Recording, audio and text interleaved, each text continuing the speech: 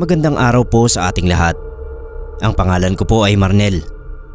Bagong subscriber lang ako ng Pinoy Creepypasta at naengganyo akong mag-subscribe para na rin maikwento ang karanasan ko sa aswang at pagbabaka sakali na ito ay inyong mapipili at maisa sa boses. Sir Neb, ang karanasan ko sa aswang ay hindi dahil ako ay buntis. Siyempre lalaki ako. Wala rin naman akong malubhang sakit at hindi rin ako matandang nasa bingit ng kamatayan. Isa akong buhay na patunay na ang aswang ay hindi nang aaswang dahil lamang sa mga nabanggit ko kanina. Oras na mapagtripan ka nila ay bibisitahin ka nila at gagambalain kagaya nga ng nangyari sa akin. May katagalan na rin itong nangyari. Bandang mid-2000 yata. Nag-aaral pa kasi ako noon ng college at naisip ko lang magbakasyon sa probinsya ng mama ko. Dahil sabihin na nating nag-iisip na ako noon kung dapat ko pa bang ipagpatuloy ang kurso ko o mag-shift na lang. Ako lang mag-isa ang nagpunta roon at pinayagan naman ako ng mga magulang ko para din daw makilala ko yung mga pinsan ko. Ang huling punta ko noon kina lola ay elementary pa ako. Kilala ko naman siya at natatandaan ko pa yung daan papunta sa bahay niya. Kaya hindi naman ako nahirapang makarating doon. Medyo marami rin ngang nagbago sa lugar pero na-recognize ko pa rin naman. Mag-isa na lang sa bahay si Lola Mimang dahil elementary pa lang ako nang pumanaw si Lolo Anton. Pero kahit mag-isa sa bahay si Lola ay kapitbahay lang naman niya ang mga tito at tita ko. Kaya may mga kasama pa rin naman siya. Sa bahay ni Lola ako nakituloy habang naroon ako sa probinsya. Noong unang araw ay kami lang ni Lola ang nasa bahay.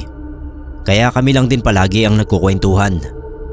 Marami siyang kwento tungkol sa buhay nila sa probinsya. Kaya natutuwa naman akong makinig. Lalo na kapag tungkol sa kababalaghan ng kinukwento ni Lola. May nabanggit siya noon na babaeng nagngangalang Galilea o Ilyang. Kapitbahay raw nila na bantog na aswang sa kanilang lugar. Wala raw makakanti roon kay Ilyang dahil pinaplano pa lang na kalabanin siya ay napadalhan na nito ng sakit ang nagtatangkang manakit o lumaban sa kanya. Bukod daw kasi sa aswang ay mangkukulam pa si Ilyang. May mangilan-ngilan daw sa kanila na lumalapit din naman dito para magpagamot dahil marunong din itong magpagaling ng mga sakit na dulot ng nanuno o na maligno. Si Lola raw mismo ay nagpapahilot din kay Ilyang dahil maalam din itong maghilot-hilot ng mga pilay o bali. Masarap daw itong magmasahe at niyaya pa nga ako ni Lola na magpamasahe kay Ilyang bago ako umuwi.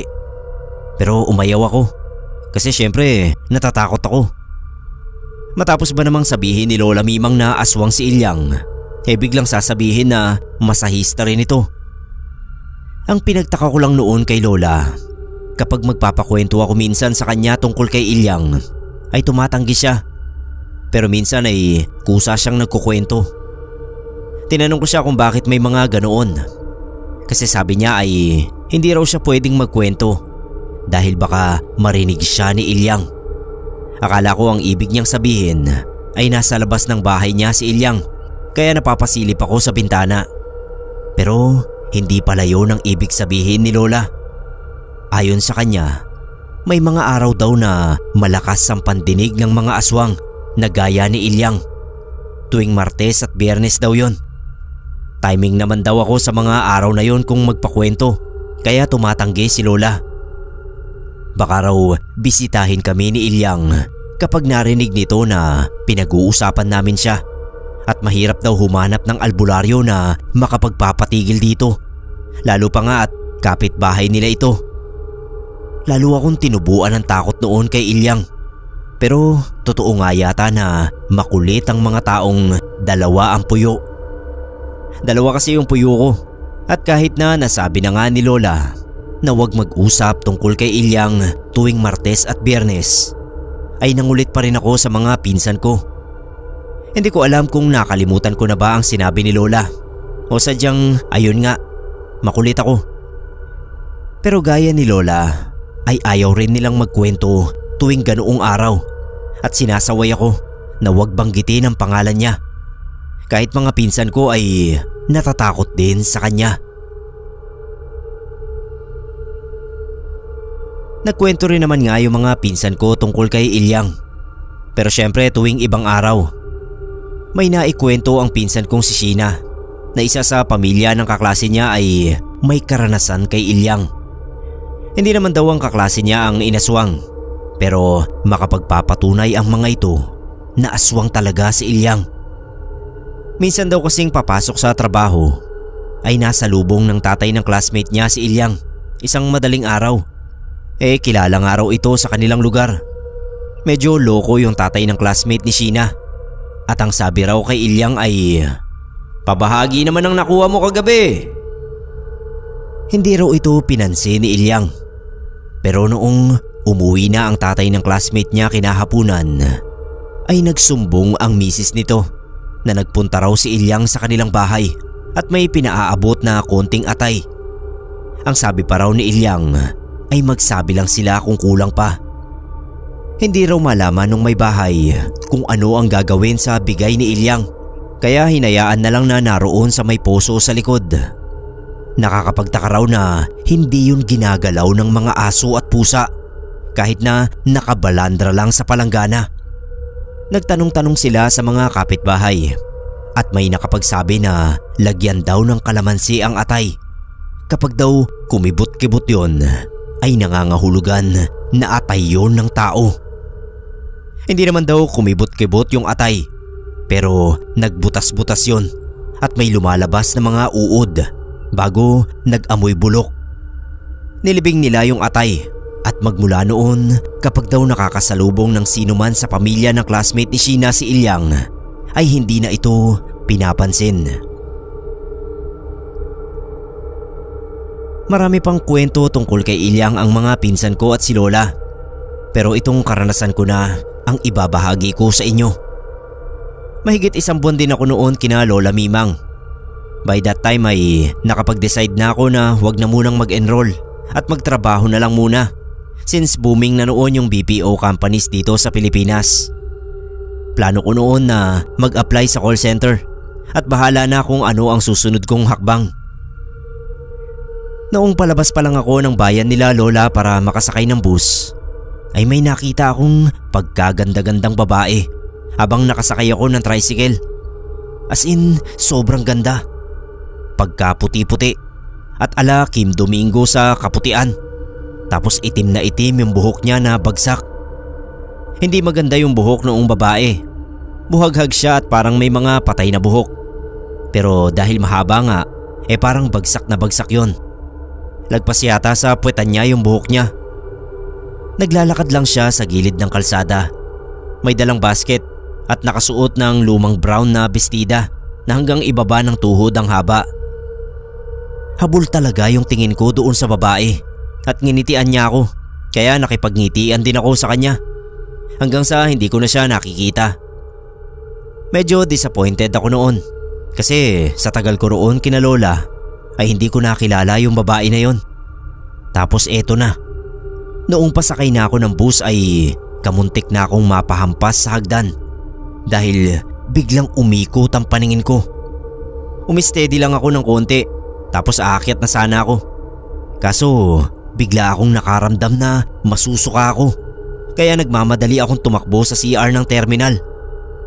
Kaso hindi na ako umabot. Nagsuka ako sa may gilid ng bus at halos maglupasay sa sobrang hilo. Ilan ang tumulong at umalalay sa akin at doon ko naramdaman na nanginginig yung buong katawan ko. Sobrang hilong-hilo ako at literal na parang katol na umiikot ang paningin ko sa paligid. Nanlalambot noon yung mga tuhod ko at parang hinahalukay yung tiyan ko. Nasusuka ako tapos nadudumi. Hanggang sa isa sa mga tao ang narinig kong nagsabi na dalhin na ako sa ospital dahil yung suka ko raw ay kulay green na. Hindi ako nakauwi ng Maynila dahil na-ospital nga ako.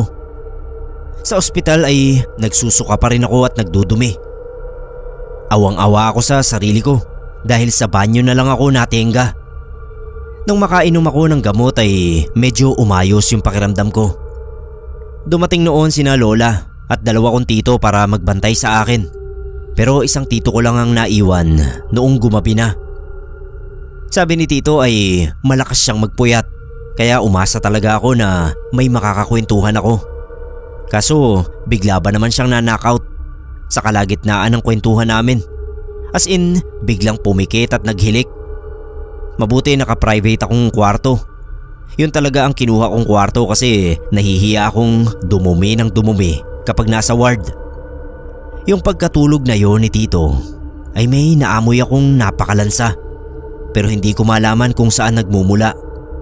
Naisip ko na lang na baka may pasyente sa labas o kung ano man na natural na amoy ng ospital. Pero sobrang lansa talaga na tipong hindi ko na matake. Kaya tinawag ko na si tito. Feeling ko noon madudumi na naman ako dahil yung sobrang lansa nakakapagpasakit ng tiyan ko. Tawag ako ng tawag kay tito pero umuungol lang siya at tulog na tulog pa rin sa sofa. Napilitan akong tumayo noon para hanapin kung saan nagmumula yung malansang amoy. Binuksan ko yung pinto pero hindi naman sa labas nagmumula yung lansa. Napatingin nga ako sa may puwetan ko kasi baka napapadumi na ako. Pero hindi rin naman. Palinga-linga ako sa buong kwarto hanggang sa mapatingin ako sa bintana. Yung bintana nga pala ay jalousie na may screen at kortina. Pero nakatali yung kortina at nakabukas yung jalousie.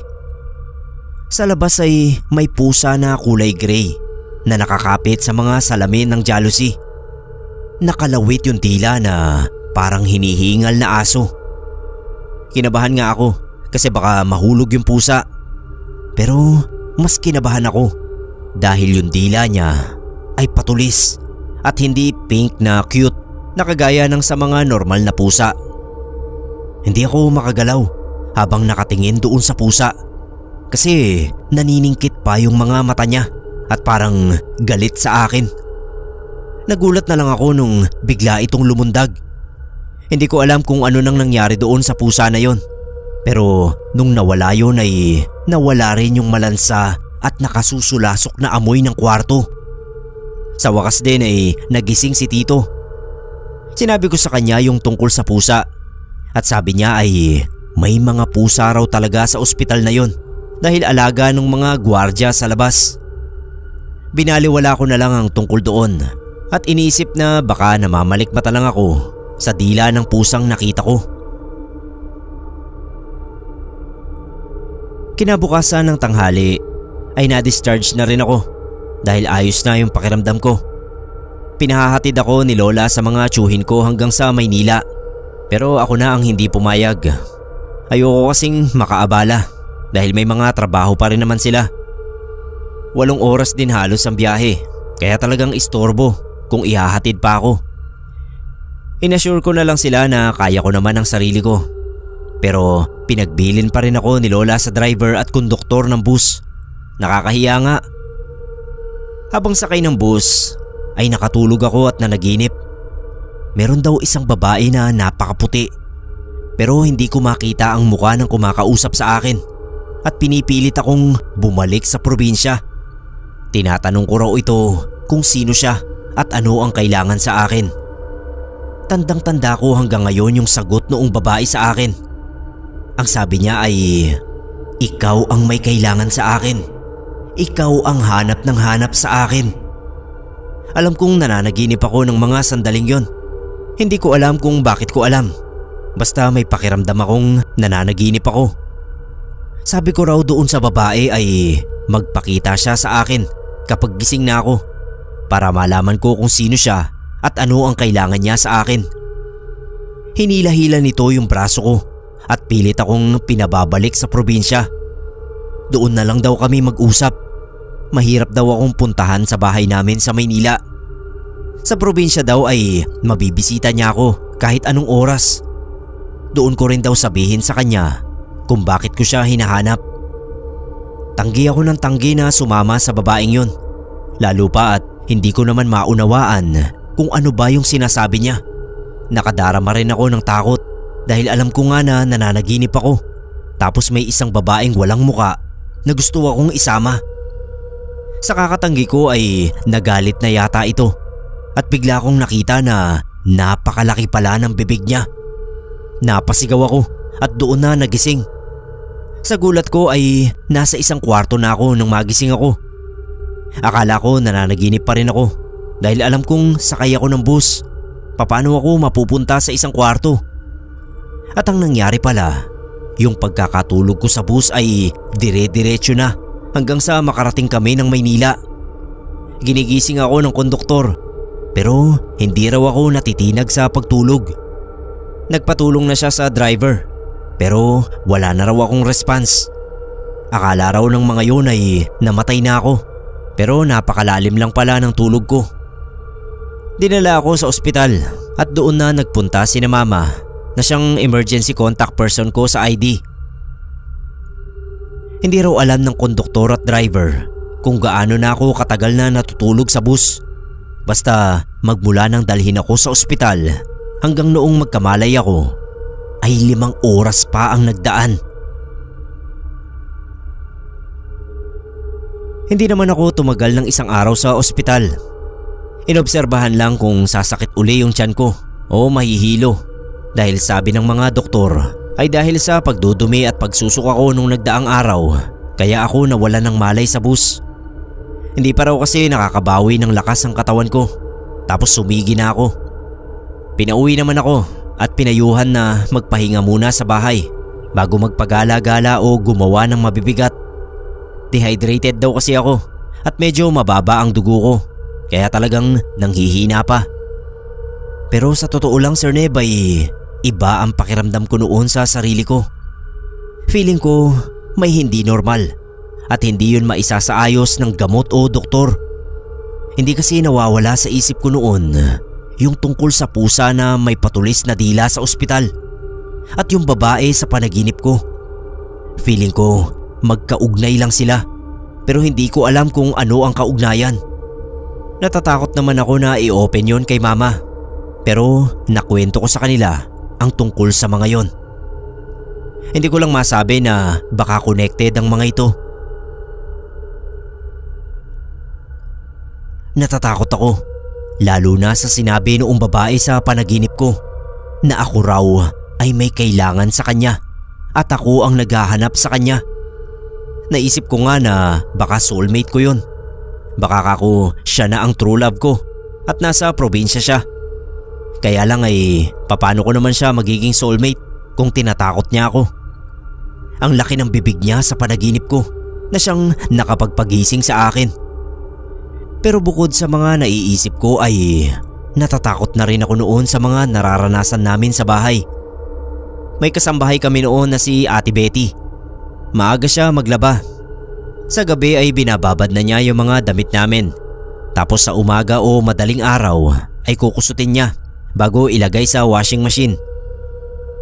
Si Ate Betty ang nagkwento na magmula raw nang makabalik ako mula sa probinsya ay hindi na siya komportable na lumalabas sa labahan tuwing gabi o madaling araw.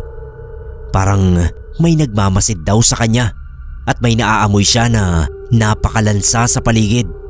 Pero hindi naman niya mahanap kung saan nagmumula. Sa kanila raw sa Bulacan ay may paniniwala na kapag nakaamoy ng sobrang lansa sa gabi ay nangangahulugan na may aswang sa paligid. Sabi pa ni Ate Betty noon, nakakarinig siya ng mga kaluskos sa bubong kapag gumigising nga siya ng maaga para magluto. Nagsisindi na lang daw siya ng TV para may marinig siyang ibang tao at para hindi siya matakot. Hindi ko na lang binanggit noon na may namalayan din akong mga kaluskos isang beses na naalimpungatan ako. Sobrang tahimik noon kaya dinig na dinig ko na parang may sumusunod sa akin. Pero imbis na sa likuran ko marinig ang tunog ay parang nasa labas ito ng bahay. Bukod doon ay may mahihinang sitsit pa na nagmumula sa may bintana. Gusto ko sanang ikwento yon kaso naunahan na ako ni mama na may nakikita raw siyang pusa na kulay gray doon sa may gate. Nakatingin lang daw yun sa bahay namin at naniningkit yung mga mata. Takot na sina mama at ayoko nang dagdagan pa yun kaya nanahimik na lang ako. Pero sa totoo lang ay mas takot yata ako sa kanila dahil yung pusa na binanggit ni Mama ay parang kamukha ng pusang nakita ko sa ospital sa probinsya. Kung iisa nga ang mga yun, ay baka nga may basihan ng sinabi ni Ate Betty na magmula nang umuwi ako ay parang may nagmamasid na sa kanya sa may labahan. Hanggang sa nalaman na lang namin na hindi lang pala kami ang nakakaranas ng mga hindi pangkaraniwang kaluskos at pakiramdam sa bahay. May mga kapitbahay na nagkukwento tungkol sa isang kakaibang matanda na bigla na lang sumulpot sa barangay namin. Nakikita raw ito na pag-gala-gala tuwing gabi at kapag sinita ng mga barangay tanod ay bigla itong tatakbo palayo. Napakabilis daw tumakbo dahil kahit nakatricycle sila ay hindi na ito nakikita at naaabutan. Wala raw nakakakilala sa matandang yon dahil dati naman ay hindi ito namamataan sa lugar namin o sa mga kalapit na barangay. At isa pang pinagtataka rito ay tuwing gabi lang naman ito nakikita at wala pang nakakakita sa mukha nito. Bukod sa sighting sa matandang walang nakakakita sa mukha ay may mga nagsasabi rin na parang may naglalakad sa bubong nila at may tinatahulan yung mga aso nila sa lugar na imposibleng may tao.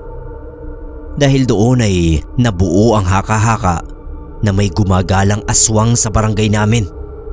Lahat ng yon magmula lang nang umuwi ako mula sa probinsya ni Lola. Halos araw-araw ay may nababalitaan ako sa lugar namin na mga kwentong may kinalaman sa aswang. May nagsasabi pa nga na may hinabol daw na manananggal yung mga tanod at meron daw asong itim na nanghabol ng ilang kabataan. Pero feeling ko hindi naman totoo ang mga yon. Panakot na lang. May mga buntis din sa amin nung time na yon na nakakaramdam daw ng mga naglalakad sa kanilang bubong. Sa bahay naman namin, patuloy din yung mga hindi magandang pakiramdam ni Ate Betty doon sa may labahan. Kaya hindi na siya lumalabas doon kapag madilim na at kapag madaling araw. Naglalabas siya kapag talagang maliwanag na at may mga dumaraang sasakyan sa labas. Nagkaroon din ng bagong rules sa bahay. Pagpatak ng 6:00 ng gabi, dapat ay magsasaboy ng asin at dinikdik na bawang sa bubungan. Sa mga bintana ay may asin at dinikdik na bawang din kami. Gabi-gabi talaga kaming nagdarasal noon bago matulog at sinisigurado na nakalak lahat ng bintana at pinto. Nabawasan naman yung mga naririnig naming mga kaluskos, pero may ibang nangyari. Napanaginipan ko uli yung babaeng napakaputi na hindi ko makita ang muka. Sa panaginip ko ay nagagalit siya dahil hindi ako bumalik sa probinsya. Ang naaalala ko lang noong first time ko siyang napanaginipan ay mahinaho ng boses niya. Yung normal na boses ng dalaga. Pero sa ikalawang panaginip ko sa kanya ay naging boses matanda siya. Nagagalit siya dahil nanghihina raw siya sa ginagawa ko. Pero hindi raw siya titigil hanggat hindi ako nakukuha. Kinabahan na ako at tumakbo palayo sa panaginip na yon. Hindi ako hinabol nung maputing babae, pero naririnig kong sumisigaw siya na paparating na raw siya at malapit na niya akong makuha. Lalo akong natakot, tapos biglang may lumitaw na matandang babae sa harapan ko. Kagaya noong maputing babae ay hindi ko rin makita ang mukha nitong matanda. Kinakamusta niya ako at ang sabi ay ang tagal na niyang hinihintay ang pagkakataon na magkaharap kami. Hindi lang daw niya ako mabisita noon dahil nirerespeto niya si Lola Mimang. Sir Neb, doon ko napagtagpi-tagpi ang mga nangyayari. Si Ilyang ang aswang na bumibisita sa bahay namin at siya rin ang nakikita ng mga kabarangay namin. Sinundan niya ako mula sa probinsya hanggang sa Maynila. Para bang nababasa niya yung nasa isip ko. Tumawa yung matanda. Sabay sabing siya rin daw ang dalaga na nakita ko noong sakay ako ng tricycle. Akala raw kasi niya ay mahihimok niya akong bumaba kapag nakakita ako ng magandang dalaga. Ang dami raw niyang ginawa para mapabalik ako sa probinsya, pero nagmamatigas ako Kaya puwersahan na niya akong kukunin para din malaman niya kung bakit ko siya laging tinatawag noon. Hindi ako makagalaw sa labis na takot. Hindi ko pa rin kasi nakikita yung mukha niya at nakadarama na ako ng hilo. Tinanong ko siya kung bakit niya ako sinundan at bakit niya ako ginugulo. Pero tumawa siya sabay napaubo. Kita kong dumura siya ng dugo kaya masasabi kong nanghihina na talaga siya. At ang sabi niya ay parati niyang naririnig ang pangalan niya sa bibig ko. Kaya alam niyang gusto ko siyang makilala. Natuwa raw siya dahil sa wakas ay may mapagpapasahan na siya ng kanyang nalalaman. Doon na ako nagtatakbo palayo at nagsisigaw ng saklolo. Tinawag ko sina mama at papa para gisingin ako. Pero boses lang ni Ilyang ang naririnig ko. Tumatawa siya na sinasabayan pa nga ng pag-ubo. Minumura niya ako at sinasabing magpasalamat nga raw ako at kahit nanghihina siya ay gumagawa siya ng paraan para mapuntahan ako. Kaya sumama na raw ako sa kanya. Walang halong biro. Pakiramdam ko noon ay mamamatay na ako sa takot. Ang daming sumasagi sa isipan ko dahil aware ako na panaginip lang ang lahat. Naisip ko na bangungot ang iisipin ng mga tao na dahilan ng pagkamatay ko. Pero ang totoo ay nakuha na ako ng aswang.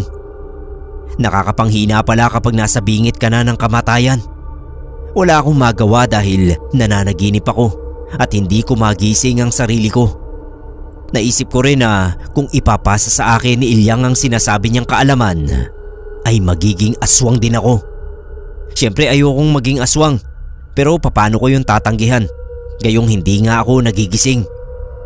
Sigaw ako ng sigaw noon hanggang sa biglang sumakit yung mukha ko.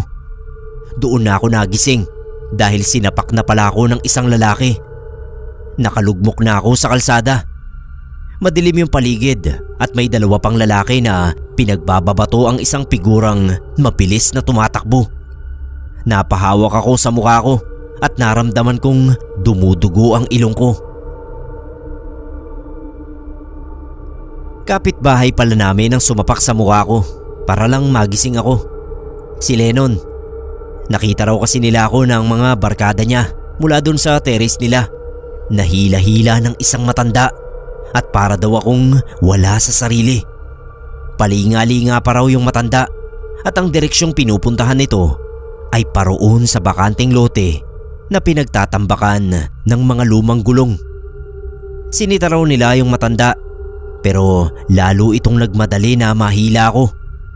Nakita nila yung itsura ko at nakapikit pa raw ako. Pero nakatirik ang mga mata. Doon na sila kumilos at hinabol kami noong matanda. Binitawan na raw ako nito nung makitang papalapit yung mga kapitbahay namin at mabilis itong tumakbo.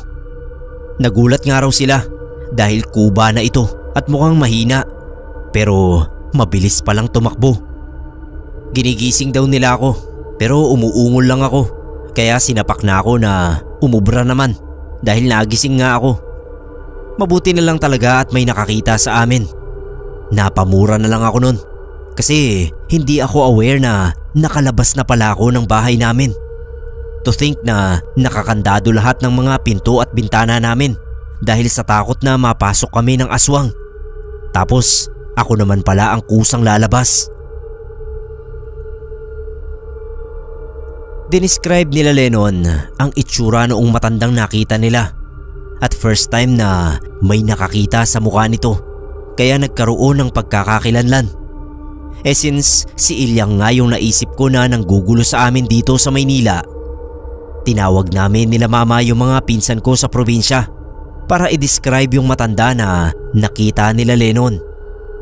Siyempre hindi Martes o Biyernes nang tumawag kami sa kanila. Napatunayan ko na nga kasi na naririnig nga kami ni Ilyang. Kinumpirma ng mga pinsan ko na ang dinescribe nga na matanda nila Lennon ay si Ilyang mismo. Pinagtatawanan pa nga nila ako kasi natipuhan daw ako kaya ako sinundan. Pero nung time na yon para sa amin ay walang nakakatawa. Pinakalma din naman kami ng mga tito ko at ni Lola. Nagagawa sila ng paraan para tigilan na ako ni Ilyang. Mas mabuti raw na sila na ang gumawa ng hakbang laban dito dahil nasa malapit lang sila. Inasahan na lang namin na mapatitigil nila ito sa pambubulabog sa akin. Isang araw ay tumawag ang isa kong tita para sabihin na patay na si Ilyang.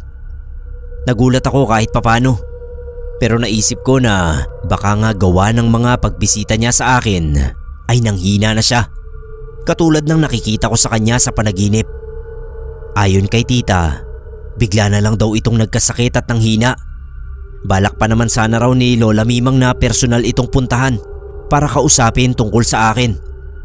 Pinipigilan lang nila tita si Lola dahil natatakot sa maaaring gawin ng matandang aswang laban kay Lola.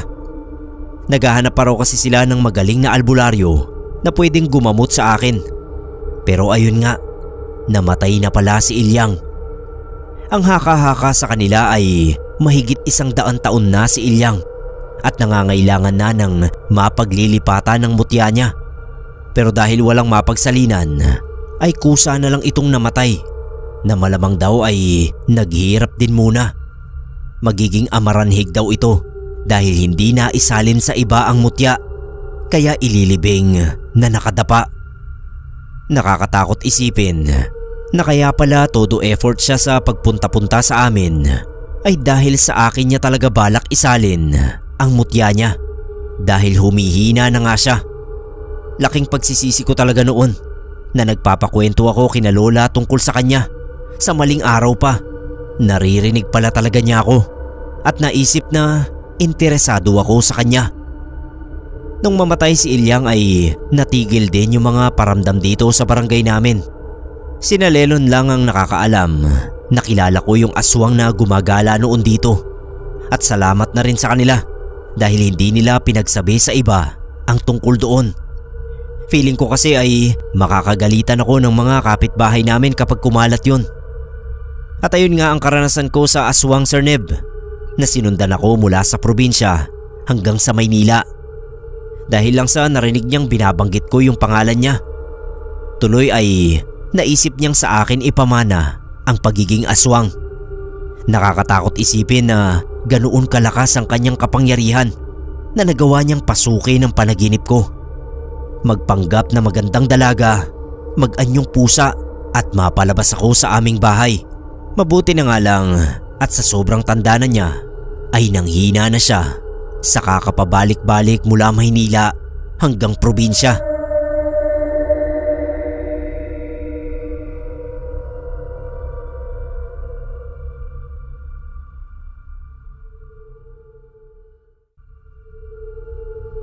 Kung meron man pong bahagi ng buhay ko na pinakamasaya, yun po yung bahagi na napangasawa ko si Alicia. Kaya ang pagkawala niya sa buhay ko ang pinakamasakit ding nangyari sa akin.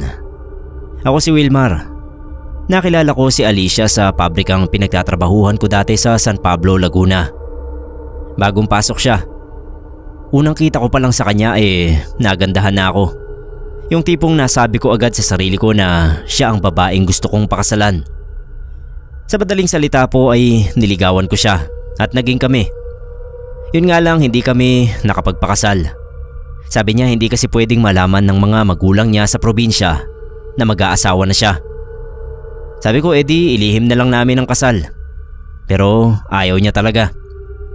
Ayaw din niya na umuwi sa probinsya nila para ipakilala ako sa mga magulang niya. Masyado raw malayo. Malaki yung gastos. Tapos baka sumama lang daw ang loob sa kanya ng nanay at tatay niya kapag nalamang may nobyo na siya. Lalo na kung mag-aasawa. Hindi ko na siya pinilit. Hindi ko rin siya mapilit na magsimba nung nagsasama kami. Katwiran niya, hindi talaga siya palasimbang tao. Pero nagdarasal naman daw siya sa isip. Ginalang ko na lang yung kagustuhan niya. Basta ang mahalaga ay tinanggap niya ako sa buhay niya. At nagsama na nga kami sa bahay na pinagawa ng mga magulang ko para sa aming dalawa. Hindi pa kasi sapat yung kita namin para makapagpatayo sa sarili naming pera. Maliit man ang bahay na naipagawa para sa amin, naging masaya naman kami. Lalo na nung magbuntis na siya. Kapag maglalagay ako ng asin sa bubong o paligid ng bahay namin, sinasaway niya ako. Hindi na raw kailangan yun. Kaya raw niyang protektahan ang sarili niya. Pero sa kagustuhan ko na maprotektahan siya laban sa mga aswang o tiktik, naglalagay pa rin ako. Kinabukasan, makikita ko na lang na wala na roon yung mga asin na nilagay ko. Winalis daw niya. Para raw akong sira. Nung minsang may kumalabog sa bubungan namin, sumigaw yung asawa ko at sinabihan ng kung sino mang aswang sa bubong na kilala niya ito, kaya wag siyang busitin. Agad namang nawala yung kaluskos sa bubong namin. Sabi niya kailangan naming magpanggap na kilala ang aswang para lumayo. Ayaw kasi nila na nakikilala sila ng mga tao. Hating gabi nun, nung gisingin niya ako at sabihing manganganak na siya, ako naman dali-daling binitbit yung mga gamit na inihanda na talaga namin. Siyempre hindi ko nakalimutan na magdala ng asin at buntot ng pagi. Baka kasi may makasalubong kaming aswang. Mapuno pa naman yung daan namin at layo-layo pa noon yung mga kabahayan sa San Pablo. Humanga talaga ako sa asawa ko kasi ang tapang niya. Hindi raw siya natatakot sa mga aswang. Poprotektahan daw niya ang anak namin kahit anong mangyari. Hindi raw uubra sa kanya ang kinatatakutan kong aswang. Kung bakit naman kasi kung kailan pa nagbuntis ang asawa ko, tsaka napapabalita noon ng mga aswang na nakikita raw sa mga bubungan. Mukhang hindi na kami aabot noon sa ospital. Kaya diniretso ko na lang siya sa kakilala kong hilot doon sa lugar namin. Hindi na raw kasi niya kaya. Pakiramdam niya ay lalabas na talaga ang baby. Nung marinig ko na yung iyak ng baby mula sa loob ng bahay ng hilot, para akong nabunutan ng tinik. Nakahinga ako ng maluwag. Tuwang-tuwa ako nun. Maya-maya ay tinawag ako ng hilot sa labas. Kinausap niya ako. Sabi niya, saan ko raw ba nakilala ang asawa ko? Sabi ko, bakit niya tinatanong? Sa halip na sagutin ang tanong ko ay isa pang tanong ang dinugtong niya. Kung kilala ko raw ba talaga ang lahi ng asawa ko. Nainis na ako sa hilot nun. Kundi lang siya matandang babae ay baka napagtaasan ko siya ng boses. Sabi ko wag na niyang alamin. Ang gusto ko lang malaman ay kung okay ba ang asawa ko o kailangan pa naming dalhin sa ospital. Sabi niya hindi na kailangan. Nagawa na niya lahat ang dapat gawin ng isang doktor. Pareho kaming naging masaya sa pagdating ng anghel sa buhay namin na pinangalanan naming Marcia. Pinagsama namin ang pangalan namin. Yung Mar galing sa pangalan kong Wilmar at yung siya naman galing sa pangalan niyang Alicia. May napansin lang ako sa asawa ko habang lumalaki yung anak namin. Nagiging mainitin ang ulo niya at lagi na niyang napapagalitan si Marcia kahit 4 na taong gulang pa lang. Madalas ay sinasama niya sa kakahuyan malapit lang sa bahay namin. Nangangahoy daw sila roon at naghahanap ng mga herbal. Masaya naman sila lagi kapag umaalis. Pero kapag nakauwi na ay mainit na ang ulo ni Alicia. Sa tuwing tatanungin ko siya kung anong nangyari, lagi lang niyang sinasabi na tumitigas na raw ang ulo ng anak namin. Hindi na sumusunod sa mga utos niya. Ano baka ako yung mga inuutos niya na hindi sinusunod? Bata pa kasi yung anak namin. Ganun talaga. Tapos hindi naman niya sasabihin sa akin kung ano yung mga utos na yon. Bigla na lang niya akong tatalikuran at hindi na ako kikibuin hanggang sa makatulog. Isang beses kauuwi ko lang galing sa trabaho. Naabutan kong umiiyak si Marcia doon sa balkonahin namin. Kinarga ko siya at tinanong kung bakit. Sa pautal-utal niyang pagsasalita dahil umiiyak, sinabi niya na yung kambing daw, kinain daw ng nanay niya. Marami raw dugo. Nagulat ako sa sinabi niya. Nung bigla namang lumabas si Alicia mula sa banyo. Agad siyang lumapit at siya yung nagpaliwanag sa akin ng tungkol sa sinabi ng anak namin.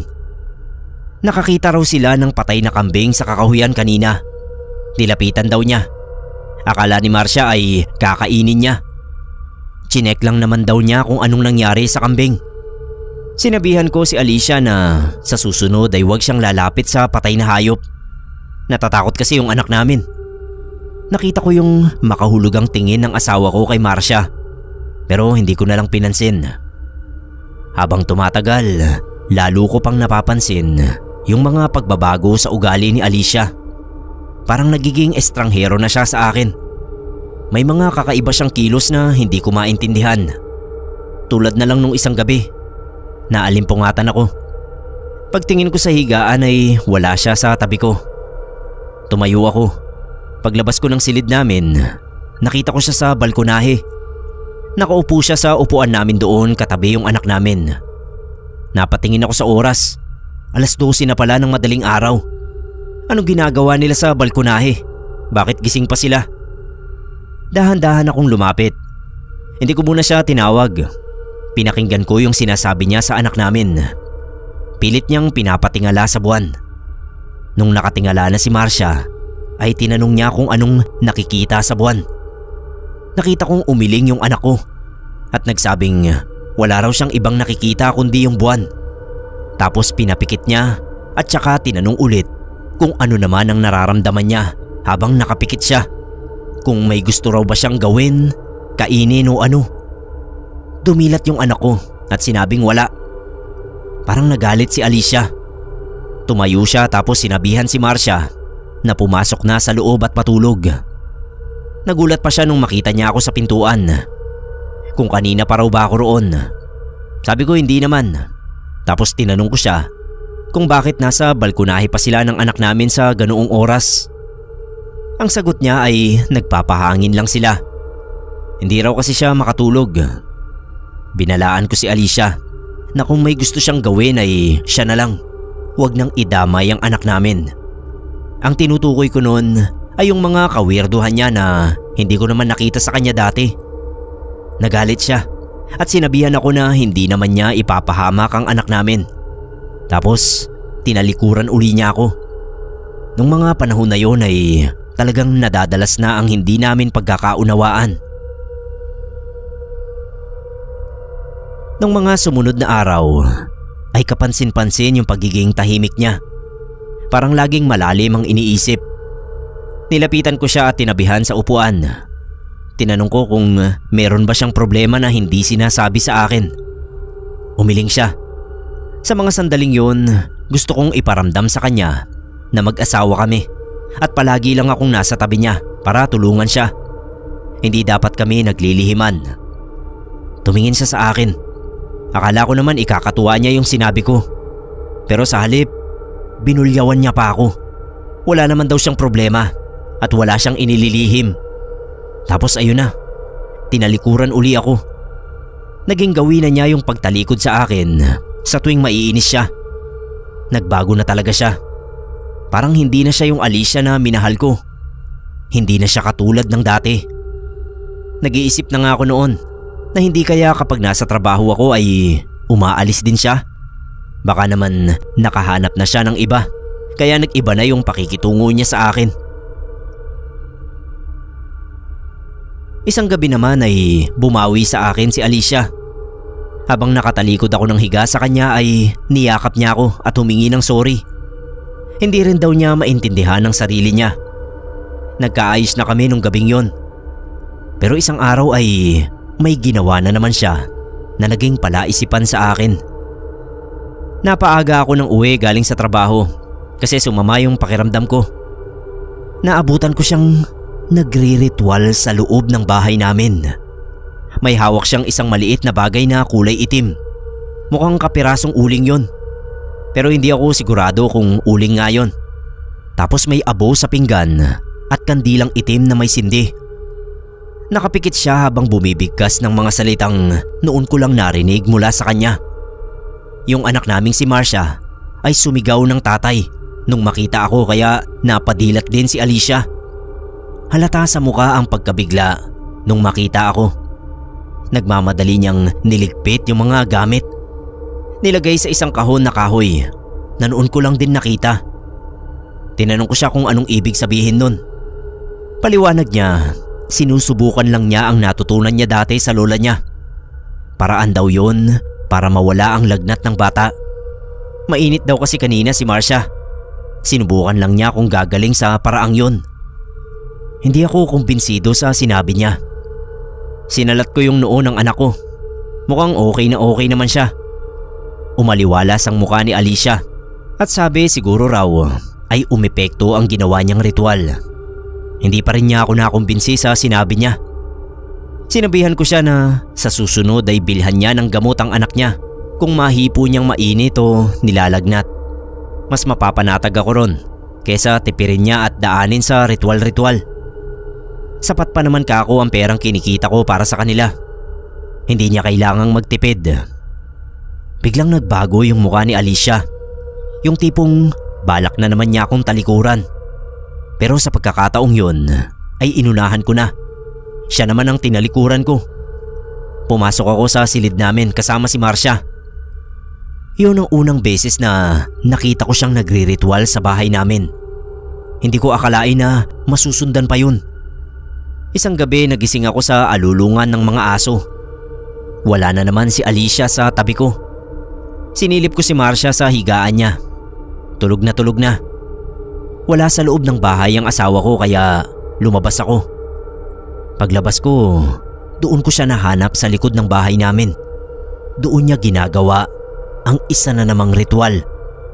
Nabigla talaga ako dahil may hilaw na manok siya sa gitna na parang alay. Bumibigkas na naman siya ng mga salita kagaya nung narinig ko sa kanya nung unang beses ko siyang nakitang nagsasagawa ng ritual. Namalayan niya yung presensya ko kaya huminto siya sa ginagawa. At ako pa talaga ang tinanong kung bakit gising pa ako. Maaga pa raw ang pasok ko bukas. Huminga ako ng malalim at binalik ko sa kanya ang tanong kung bakit gising pa siya. Ano na naman ba ang ginagawa niyang yun? Sabi niya ginagawa niya yun pantaboy sa masasamang espiritu na nasa paligid namin. Kailangan daw niyang gawin yun para masiguro ang kaligtasan namin ng anak ko. Pinatigil ko na siya. Ako pa mismo ang nagligpit ng mga gamit niya. Muli ko siyang binalaan at sabi ko wag na niyang uulitin ang pagre-ritual. Baka may makakita pa sa kanya at pagkamalan pa siyang mangkukulam o aswang. Tumingin siya ng matalim sa akin. Paano raw kung totoong aswang siya? Mamahalin ko pa rin daw ba siya? Natigilan ako sa sinabi niya. Hindi ko sinagot yung tanong niya. Sinabihan ko siyang kalimutan na ang gawaing yon. Tapos inaya ko na siyang pumasok sa bahay at matulog. Kahit nasa trabaho na ako ay naiisip ko pa rin ang asawa at anak ko. Nag-aalala ako kay Alicia. Baka mamaya ay nawawala na pala sa sarili niya. Kung ano-anong negatibong bagay ang pumapasok sa utak ko. Kaya hindi ako makapag-concentrate sa trabaho. Nilapitan ako ng bisor namin at tinanong kung may problema raw ba ako. Sabi ko wala naman. Ayos lang ako. Pero hindi raw ako mukhang okay dahil lahat ng gawa ko ay puro NG.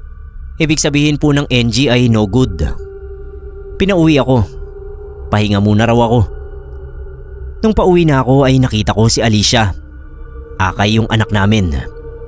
Kinutuban ako ng masama kaya sinundan ko ng palihim. Dinala niya yung anak namin sa kapatid kong babae. Doon niya ibinilin. Mukhang tama ang hinala ko na may kinakatagpo siyang ibang lalaki kaya nag-iba ang ugali niya. Sinundan ko pa rin siya hanggang sa huminto siya sa isang waiting shed kung saan kinausap niya ang isang babae na mas may edad sa kanya. Lumapit pa ako ng konti dahil hindi ko marinig ang pinag-uusapan nila. Nung marinig ko na kahit papano ay nabigla ako sa mga narinig ko. Ang sabi ng babae sa asawa ko, kung hindi raw magiging tulad nila ang mag-ama niya ay tiyak na mapapahamak lang sila. Ako at si Marcia ang tinutukoy niya. Papatayin daw kami ng mga kalahi nila. Kailangan daw na magawan ng paraan ni Alicia na maging tulad nila kami ng anak ko. Hindi raw sila vampira na kapag kinagat kami ay otomatikong magiging vampira. Mga aswang sila at alam naman daw ni Alicia kung ano ang mga pamamaraan. Sinabi naman ni Alicia na nagtataka nga siya kung bakit hindi naging kagaya niya ang anak namin. Pero sinabi niya sa babae na huwag mag-alala, gagawan niya ng paraan. Natulala ako. Namimilog yung ulo ko sa sobrang pagkagulat. Gusto kong isipin na nananaginip lang ako, kaya pinisil-pisil ko yung sarili ko. Pero hindi ako nananaginip. Totoo lahat ng narinig ko. Nagmamadali akong umalis, kaya hindi ko na narinig pa ang iba nilang pinag-usapan. Tinaanan ko na yung anak ko sa bahay ng kapatid ko, kung saan siya iniwan ni Alicia. Pag uwi sa bahay ay litong-lito ako. Hindi ko alam ang gagawin. Paruot parito ako ng paglalakad, habang yung anak ko ay nakasunod lang ng tingin sa akin na parang nagtataka sa ginagawa ko. Lumuhod ako sa harap niya at sabi ko ay ayos lang. May pinapractice lang kako si tatay. Pinapasok ko siya sa kwarto niya at sinabihan ko na maglaro muna ng manika niya ron para malibang. Tapos ako naman naupot tumayo sa upuan sa sala. Natatakot ako para sa amin ni Marcia, pero natatakot din ako para sa asawa ko. Hindi ako mapakali. Kung isa nga siyang aswang sa loob ng 5 taon naming pagsasama, bakit hindi ko yun nalaman? Para akong mababaliw sa kakaisip nun kung bakit nagkaganon. Hindi ako makapaniwala talaga na totoong nangyayari sa amin ang ganoong klaseng problema. Nung matanaw ko si Alicia na paparating, ay inayos ko ang sarili ko. Hindi pa ako nakakapag-isip ng solusyon, kaya ayoko munang mahalata niya na may alam na ako. Galit siya nang bumungad sa pintuan. Kinuha ko na raw pala ang anak namin. Hindi man lang ako nagsabi na maaga akong uuwi. At paano ko raw nalaman na doon niya iniwan sa kapatid ko si Marcia? Sabi ko nakita ko kako siya dahil pauwi na rin ako nun. Hindi ko na nga lang siya natawag dahil nahihilo na nga ako. Kaya kinuha ko na lang yung anak ko. Sumama kasi yung pakiramdam ko sa trabaho, kaya pinauwi ako ng bisor namin. Tapos tinanong ko siya kung saan ba siya nagpunta. Bumaba ang tono ng boses niya. May gusto lang daw sana siyang bilhin sa palengke, kaso hindi niya nabili dahil wala siyang nakita. Ano ba kako yung gusto niyang bilhin? Sinaing na tulingan daw. Para makumpleto ang pagpapanggap ko ay nagpamasahe ako sa kanya. Minasahe naman niya ako sa likod. Habang minamasahe niya ako ay paulit-ulit na umaalingaw-ngaw sa utak ko yung narinig kong usapan nila ng babae sa waiting shed. Yung babaeng yon ay noon ko lang din nakita, kaya hindi ko alam kung kaano-ano niya o baka kalahi niyang aswang. Hindi ko rin alam kung anong pamamaraan pa ang iniisip niya. Kinabukasan ay nagtaka si Alicia kung bakit papasok na agad ako. Baka masama pa raw ang pakiramdam ko. Sabi ko okay na ako. Sayang naman ang kita, half day na nga ako kahapon. Pero ang totoo ay hindi talaga ako pumasok. Dumiretso ako sa kakilala kong albularyo na si Karoming. May kalayuan nga lang ang bahay nun, taga Kalamba pa siya. Lumipat na kasi sila ron, dati ay kapitbahay lang namin. Nalaman ko yung address niya dahil tinanong ko sa kamag-anak nilang taga roon pa sa lugar namin. Medyo nahirapan lang ako na tuntunin, pero sa wakas ay nakita ko rin naman. Pinatuloy niya ako sa bahay nila at tinanong ang sadya ko. Hindi na ako nagpaligoy-ligoy pa. Kami lang naman dalawa ang magkaharap, kaya inamin ko na agad ang problema ko kay Alicia. Sinabi ko sa kanya lahat ng napansin ko. Kaya pala kako ayaw ng asawa ko ng asin. Hindi takot sa aswang dati kahit na buntis siya. At yun kakong sinasabi ng anak ko na patay na kambing sa kakahuyan na maraming dugo. Kinain daw ng nanay niya. Baka nga totoong kinain ni Alicia ang kambing na yon dahil isa na nga siyang aswang. Hindi raw imposible yon, sabi ni Karomeng. Marami raw uri ng aswang at sa tingin niya ay isang pangkaraniwang aswang lang ang asawa ko na nakakayang makisalamuha at makapamuhay ng tulad ng isang normal na tao. Kaya lang hindi raw talaga maiiwasan ang mga pagkakataon na kakalamang sikmura nila at hahanapin ang tunay na makapagpapatid ng gutom nila. Yun ang hilaw na karne at dugo ng tao man o hayop. Pero tulad ni Alicia, kung nasanay na raw siya na mamuhay bilang normal, mas pipiliin niyang pumatay ng hayop kesa tao. Hanggang sa malunasan niya ang hapdi ng sikmura. Ngayon daw, kung may grupong kinaaaniban si Alicia, gaya nga nung babaeng nabanggit ko na kinausap niya sa waiting shed, posibleng hindi raw tumatanggap ng mga tao ang mga yon bilang kasapi nila o kaanak ng kasapi nila. Kaya ipapahamak nila o papatayin ang sino mang miyembro ng kalahi nila na hindi nila magiging katulad. Banta raw kasi yun sa lahi nila. Tinanong ko si Karomeng kung may paraan ba para hindi na maging aswang ang asawa ko. Nalungkot ako sa naging sagot niya. Ang isinilang daw na aswang ay mamamatay na isa pa ring aswang. Hindi na raw yun mababago. Pero ang tulad ng anak ko na hindi na mana ang pagiging aswang ng ina, may paraan pa para hindi talaga maging aswang. Sa tingin daw niya kasi ang mga pagriritual ni Alicia ay may kaugnayan sa akin at sa anak namin. Gusto niya na maging katulad nila kami. Mabuti na nga lang daw at hindi pa kami nayayanggaw. Isa raw yun sa pinakamabisang paraan ng isang aswang para gawing tulad nila ang isang ordinaryong tao. Hindi ko pa alam noon ang tungkol sa yanggaw, kaya pinaliwanag yun sa akin ng albularyo. Maaari raw gawin ang pangyayanggaw sa pamamagitan ng pagkain. Sabi ko kung mabisang paraan naman pala yun, bakit hindi pa yun ginawa sa amin ni Alicia? Posible raw kasi na ang sinusubukang paraan ng asawa ko ay yung paraan na maaari pa kaming makapamuhay ng normal tulad niya. Kapag kasi nayanggaw kami, mas magiging mahirap para sa amin kaysa normal na aswang. Talagang hahanap-hanapin namin ang karning hindi kinakain ng tao, kundi ng aswang lang. At baka yun ang ayaw ni Alicia na sapitin namin. Paano ka ako kung lumayo na lang kami? Tumango-tango ang albularyo. Pansamantala raw, pwedeng maging ligtas kami. Pero yung mga aswang ay may matalas ding pang-amoy, tulad sa mga aso. Kaya masusundan at masusundan kami kahit saan kami magpunta. Isa pa, mukhang wala naman daw intensyon ng asawa ko na kumalas sa kinaaaniban niya o sa mga kalahi niya, dahil gumagawa nga siya ng paraan para mahawa kami sa kanya. Tinanong akong mabuti ng albularyo kung handa raw ba akong masakripisyo ang asawa ko. Kasi kung hindi, baka hindi niya ako matulungan. Sabi ko naman, ayokong dumating sa punto na magtagumpay siyang gawin kaming katulad niya, na maging aswang din kami ng anak ko.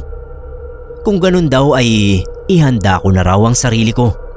Marami pa kaming pinag-usapan ni Karomeng tungkol sa mga aswang. Kaya grabe yung bigat ng pakiramdam ko habang pinaplano namin ang gagawin laban sa asawa ko. Bilin ng albularyo na habang ginagawa pa niya ang langis na may orasyon, ay sikapin ko raw na wag munang makakain ng niluto ni Alicia. Hindi raw kasi kami makakatiyak kung hanggang kailan kami poprotektahan ng asawa ko. Baka isang beses ay maisipan na lang kaming yang gawin para matapos na ang problema niya. Sinunod ko ang bilin ni Karomeng. Nag-leave ako sa trabaho. Ang sabi ko kay Alicia, nasuspindi ako dahil sa dami ng nagawa kong no goods na produkto. Pero ang totoo ay gusto ko lang talagang mabantayan ang kilos niya. Puro ako rin ang nagluluto ng kakainin namin. Siniguro ko na hindi niya yon malalawayan o mauorasyonan. Pinuntahan ako ng kamag-anak ni Karomeng. Hindi kasi pwedeng dumiretso si Karomeng sa bahay dahil maaamoy siya ng aswang. Kaya pinaabot na lang niya sa akin ang mensahe na dala na niya ang kailangan ko. Nagpaalam naman ako kay Alicia na may bibilhin lang sa labas.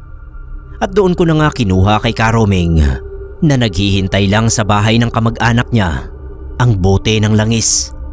May kalakihan ng bote. Ipahid ko lang daw yun na parang nagpapahid ako ng pintura sa dingding namin sa pintuan at sa bintana. Pero kailangang hindi yun makita ng asawa ko. At kapag ginawa ko ang pagpapahid ng langis, dapat ay wala si Alicia sa paligid. Nilagay ko sa ilalim ng mga pinamili ko ang langis. At pagdating sa amin ay tinago ko muna sa ilalim ng higaan. Sakto na naman na nung bandang hapon ay nagpaalam sa akin si Alicia na pupuntahan lang ang kaibigan niya. Siguro ay yung babae na kausap niya sa waiting shed. Pumayag naman ako para maisagawa ko na ang plano namin ng albularyo. Nung makaalis na yung asawa ko, ay dali-dali ko nang pinahid ang langis sa buong bahay gaya ng bili ng albularyo. Gamit ko yung brush ng pangpintura. Mabilis ang mga naging kilos ko dahil nag-aalala ko na makabalik agad si Alicia. Nung matapos ko na, ay napaupo na lang ako sa isang sulok. Hindi ko maintindihan ang nararamdaman ko. Naghahalo yung takot, kaba at lungkot sa inaasahan kong mangyayari sa pagbabalik ni Alicia sa bahay namin. Mga bandang 6:30 nung makita kong paparating na si Alicia. Nakatingin lang ako sa kanya habang papasok siya ng bahay. Si Marcia na binilinan kong wag lalabas ng kwarto niya ay lumabas din. Kaya nasaksihan din niya ang kakaibang nangyari sa nanay niya pagpasok sa bahay namin. Biglang nagliyab ang katawan ni Alicia na para bang sinindihan ang katawan niya. Nagtatarang siya, napasigaw at nagtatakbo palabas ng bahay. Naiyak akong bigla sa nakita ko. Parang gusto ko siyang sakluluhan at yakapin. Nagawa naman niyang mapatay ang apoy sa katawan niya. Pero kita ko yung panghihina niya. Tapos ay lumingon siya sa akin. Yung tingin ng mga mata niya ay parang nagtatanong kung bakit ko yun nagawa sa kanya. Hindi ko matagalan ang tingin na yun. Napayuko ako nang lumabas mismo sa bibig niya ang tanong na yun, kung paano kong nagawa sa kanya yun. Muli akong tumingin sa kanya. Sabi ko, pasensya na. Pero hindi ko mahahayaan na gawin mo sa anak natin ito. Gusto ko siyang magkaroon ng normal na buhay. Sabi niya anak din niya si Marcia. Karapatan niya na buhayin ang anak niya sa paraang gusto niya. Dapat lang na maging tulad niya si Marcia at ako. Oo, isang araw siyang aswang. Pero nabuhay din naman siyang masaya. Magagawa rin daw namin kahit pare-pareho na kaming aswang. Ang sabi ko naman, alam niya ang pagkakaiba ng aswang sa tao. Alam kong tunay ang pagmamahal niya sa amin. Kaya hayaan na lang niya kami na mabuhay bilang tao. At huwag nang ipilit na maging tulad niya. Hindi na nagsalita si Alicia. Mabilis na siyang tumakbo palayo sa amin. Habang tumatakbo siya palayo ay gustong gusto ko siyang habulin. Pero hindi ko nagawa. Hindi ko alam kung ano ang pumigil sa akin. Napaluhod na lang ako at nag-iiyak. Yung anak ko iyak din ng iyak. Humahabol sa nanay niya. Pinigilan ko lang. Sobrang hirap po ng pagkawala ni Alicia sa buhay namin. Nakaranas ako ng depresyon. Meron talagang pagsisisi na bakit hindi ako nag-isip ng ibang solusyon sa problema namin. Bakit hinayaan ko na magkalayo na lang kami basta? Na baka kung pinag-isipan ko lang mabuti ang dapat kong ginawa, sana buo pa kaming pamilya. Kaya lang nangyari na ang lahat. Hindi ko na maibabalik sa buhay ko yung babaeng pinakamamahal ko. Hindi na kasi siya nagpakita sa amin kahit sinubukan ko rin siyang hanapin. Kaya yung lahat ng oras na meron ako ay binuhos ko na lang sa anak namin. Hindi na ako nag-asawa ulit.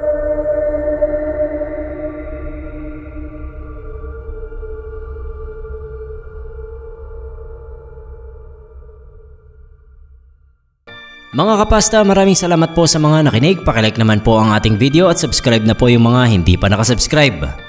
Mabilis ang shoutout lang po, pinapabati ni Ma'am Lisa. Shoutout po kay Ma'am Roselyn Santiago, silent listener natin from Taiwan. Shoutout po sa inyo Ma'am Roselyn Santiago. Anyways, yan lang po ang episode natin para sa araw na ito mga kapasta. Muli po, ako po si Neb Quero. Magandang gabi po sa inyong lahat.